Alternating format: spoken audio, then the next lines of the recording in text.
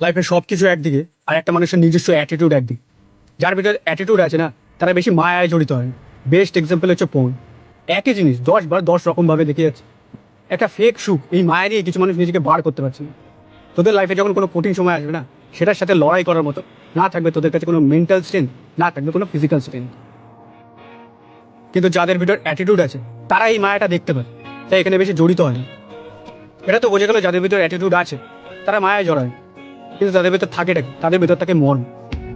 যেখানে আমার মর্ম আছে, যেখানে আমার কদর করবে, সেখানে আমি থাকবো। সেটা হতে পারে আমার কাজের জায়গা, আমার বন্ধুর গ্রুপ, বা হয়তো আমার রিলেশনশিপ। সোজা হিসাব ভাই, সামনের মানুষটা যদি আমার মর্ম বোঝে তো সেখানে থাকবো, আর যদি না বোঝে তো দেখবো না 1 বছরের সম্পর্ক নাকি 11 বছর, তাকে মুক্ত করে দেবো। মাথা নষ্ট করে লাভ নেই ভাই, টাটা। আবার অ্যাটিটিউডও না দু ধরনের হয়, একটা নেগেটিভ, একটা পজিটিভ। নেগেটিভ অ্যাটিটিউড বলে ও আমার কম্পিটিশন, ওকে মিলে দেবো, ধ্বংস করে দেবো। এই মানসিকতা ওকে ধ্বংস করবে কিনা যায় না, কিন্তু তোকে ধ্বংস করবে। আর পজিটিভ অ্যাটিটিউড বলে এখানে আমার কোনো কম্পিটিশন, এখানে আমি আমার কম্পিটিশন। আমিই পারি নিজেকে মৃত্যুর মুখে ঠেলে দিতে, আর আমিই পারি মৃত্যুর মুখ থেকে নিজেকে টেনে দিতে। পজিটিভ